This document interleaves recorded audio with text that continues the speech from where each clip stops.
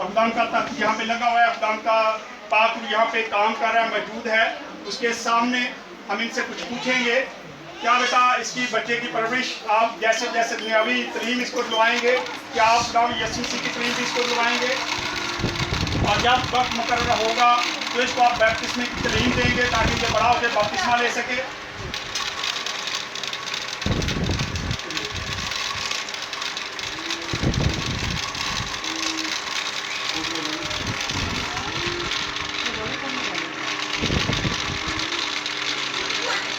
आए बेटे शान को खुदा बाप खुदा बेटा इस्लाम से ब्लेस किया जाता है, इस्लाम का लहू पर ला दिया गया है।